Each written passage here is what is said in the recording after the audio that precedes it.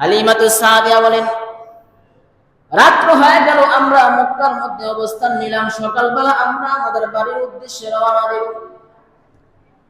নবীজিকে যখন সওয়ারের মধ্যে উঠাইলেন, হালিমাতুস সাদিয়া বলেন, আমি নবীজিকে যখন সওয়ারের মধ্যে উঠাইলাম, আমার বাহনটা, আমার উটনিটা ছিল জীর্ণ শীর্ণ। নবীকে ওঠানোর সাথে সাথে তার শরীরে শক্তি এসে গেল। এমন শক্তি আল্লাহ পাক রব্বুল আলামিন ওই উটনির মধ্যে দিয়া দিলেন, যে উটনিটা সকলের পিছনে পিছনে, বনু সাদ গোত্রের সাথে সকলের পিছনে পিছনে আসছিল। শরীরের দুর্বলতার কারণে হাঁটতে পারত না। আল্লাহ পাক রব্বুল আলামিন নবীজির বরকতে এক রাতের মধ্যে এমন মোটা তাজা বানায় দিয়েছেন যে ওই উটনিটা সমস্ত বনু সাদ গোত্রের সমস্ত মহিলাদের আগে বাড়িতে পৌঁছে গেছে। বলেন সুবহানাল্লাহ। বনু সাদ গোত্রের লোকেরা বলল, হালিমা, এটা কি তোমার সেই উটনিটা, যে উটনিটা দিয়ে তুমি গতকাল আসছিলা? হ্যাঁ, এটাই সেই উটনি। বলে, এই উটনিটার এত পরিবর্তন কিভাবে হইল? বলে, এই পরিবর্তন হয়েছে এই বাচ্চাটার উসিলায়। কারণ এই বাচ্চাটাকে যখন আমি কোলে নিলাম, বাচ্চাটাকে কোলে নেওয়ার সাথে সাথে আমাকে আল্লাহ পাক রব্বুল আলামিন রহমত এবং বরকত দিয়ে ভরপুর করেছে। বলেন সুবহানাল্লাহ।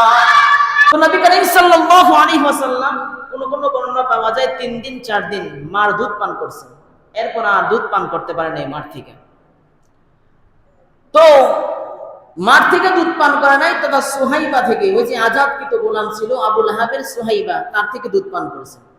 কিছুদিন পর বনু সাদ গোত্রের মহিলারা বাচ্চা তালাশ করার জন্য আসে, দুধ পান করাবে, বাচ্চা তালাশ করার জন্য আসে। কারণ আরবতে একটা নিয়ম ছিল, এক এক গোত্রের এক এক কাজ ছিল। বনু সাদ গোত্রের কাজ ছিল তারা ছোট বাচ্চাদেরকে দুধ পান করাবে। আর তারা ছিল গ্রাম এলাকায়। নবী করিম সাল্লাল্লাহু আলাইহি ওয়াসাল্লাম জন্মগ্রহণ করেছেন শহরে।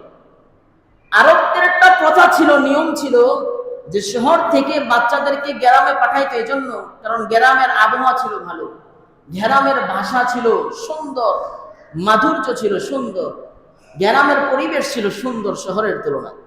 এই জন্য তারা তাদের সন্তানদেরকে গ্রামে পাঠিয়ে দিত, গ্রামের মহিলাদের নিকট পাঠিয়ে দিত। যখন কোন সাদ গোত্রের লোকেরা দুধের বাচ্চা তালাশ করার জন্য মক্কার মধ্যে আসলেন, সকালে আসার পর তালাশ করতেছেন, সকল মহিলারা নবী করিম সাল্লাল্লাহু আলাইহি ওয়াসাল্লামের কাছে আসেন। আসার পরে আল্লাহ নবী সাল্লাল্লাহু আলাইহি ওয়াসাল্লামকে কেউ নিতে চায় না। কারণ নবী করিম সাল্লাল্লাহু আলাইহি ওয়াসাল্লামের বাবা নাই, কি নাই? বাবা নাই, এতিম। এতিম বাচ্চাকে যদি সেবা যত্ন করে দুধ পান করায়, তার মুনাফা পাওয়া যাবে কম। কি পাওয়া যাবে? কম। মুনাফা কম পাওয়া যাবে, হাদিয়া উপকৌঠন কম পাওয়া যাবে। এতিম দেখা নবী করিম সাল্লাল্লাহু আলাইহি ওয়াসাল্লামকে কেউ নিতে চায় না। বর্ণনায় পাওয়া যায়, সিরাতে মুস্তাফার মধ্যে লেখেন যে নবী করিম সাল্লাল্লাহু আলাইহি ওয়াসাল্লামকে বনু সাদ গোত্রের এমন কোন মহিলা নাই যার নিকট পেশ করা হয়নি। সকলের নিকট পেশ করা হয়েছে, কিন্তু কেউ নিতে চায় না। সর্বশেষ হালিমাতুস সাদিয়া রাদিয়াল্লাহু তাআলা আনহা, নবীজির দুধমা, উনি ঘুরতে ঘুরতে সন্ধ্যা বানায় ফেললেন। কোনো লোক পাইতেছে না, কোনো বাচ্চা পাইতেছে না। শেষ পর্যন্ত ওনার অন্তরের মধ্যে এমন দাগ কাটলো, এমন ইয়াকিন এবং বিশ্বাস হলো যে আমি ওই মুহাম্মদকে নিব, অন্য কাউকে নিব না। সন্ধ্যাবেলা যখন মুহাম্মদকে হালিমাতুস সাদিয়া কোলে নিলেন, আল্লাহ নবী সাল্লাল্লাহু আলাইহি ওয়াসাল্লামের বরকত শুরু হয়ে গেল। হালিমাতুস সাদিয়া বলেন, নবী করিম সাল্লাল্লাহু আলাইহি ওয়াসাল্লামকে কোলে নেওয়ার সাথে সাথে আমার স্তনগুলি আল্লাহ পাক রব্বুল আলামিন দুধ দ্বারা পরিপূর্ণ করে দিয়েছে। সুবহানাল্লাহ। শুধু তাই নয়, হালিমাতুস সাদিয়া বলেন, আমাদের সাথে যে একটা উটনি ছিল, যেটার উপর সওয়ার করে আমরা মক্কায় আসছিলাম, সেই উটনিটাকেও আল্লাহ পাক রব্বুল আলামিন মোটা তাজা বানায় দিয়েছে এবং দুধে পরিপূর্ণ করে দিয়েছে। সুবহানাল্লাহ। আমরা সেদিন দুধ দহন করে স্বামী আর স্ত্রী একসাথে পান করে এমন ঘুম দিয়েছি যে ওদিনের মতন ঘুম আমি আমার জিন্দেগীর মধ্যে কখনো দেইনি। বলেন সুবহানাল্লাহ। নবীজির রহমত বরকত শুরু হয়ে গেছে। হালিমাতুস সাদিয়া বলেন, রাত্র হয়ে গেল, আমরা মক্কার মধ্যে অবস্থান নিলাম। সকালবেলা আমরা আমাদের বাড়ির উদ্দেশ্যে রওনা দেব। নবীজিকে যখন সওয়ারের মধ্যে উঠাইলেন, হালিমাতু সাদিয়া বলেন, আমি নবীজিকে যখন সওয়ারের মধ্যে উঠাইলাম, আমার বাহনটা, আমার উটনিটা ছিল জীর্ণ শীর্ণ। নবীকে ওঠানোর সাথে সাথে তার শরীরে শক্তি এসে গেল। এমন শক্তি আল্লাহ পাক রব্বুল আলামিন ওই উটনির মধ্যে দিয়া দিলেন, যে উটনিটা সকলের পিছনে পিছনে, বনু সাদ গোত্রের সাথে সকলের পিছনে পিছনে আসছিল।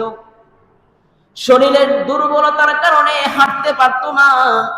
আল্লাহ পাক রব্বুল আলামিন নবীজির বরকতে এক রাতের মধ্যে এমন মোটা তাজা বানায় দিয়েছেন যে ওই উটনিটা সমস্ত বনু সাদ গোত্রের সমস্ত মহিলাদের আগে বাড়িতে পৌঁছে গেছে। বলেন সুবহানাল্লাহ।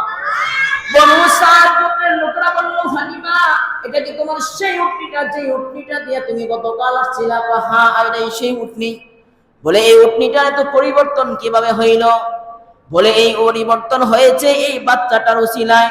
কারণ এই বাচ্চাটাকে যখন আমি কোলে নিলাম, বাচ্চাটাকে কোলে নেওয়ার সাথে সাথে আমাকে আল্লাহ পাক রব্বুল আলামিন রহমত এবং বরকত দিয়া ভরপুর করেছে। বলেন সুবহানাল্লাহ। হালিমাতু সাদিয়া বলেন, 2 বছর নবী করিম সাল্লাল্লাহু আলাইহি ওয়াসাল্লাম আমার নিকট দুধ পান করলেন। ওই 2 বছরের মধ্যে আমি এত পরিমাণে রহমত আর বরকত দেখলাম। তৎকালীন জমানায় ওই জায়গার মধ্যে, ওই সাদ গোত্রের মধ্যে তৎকালীন জমানায় দুর্ভিক্ষ চলতেছিল। দুর্ভিক্ষর এমন অবস্থা হয়ে গেল যে মানুষ খাবার পায় না। খাবারের জন্য মানুষ দুর্বল হয়ে গেল। শুধু তাই নয়, পশু পাখিগুলো দুর্বল হয়ে যাইতে লাগলো। হালিমাতু সাদিয়া বলেন, সন্ধ্যাবেলা যখন আমার বকরিগুলি, আমার পশুগুলি যখন আমার ঘরের মধ্যে আসে, আমি দেখতে পাই ওই পশুগুলির স্তনের মধ্যে দুধে পরিপূর্ণ। বলেন সুবহানাল্লাহ।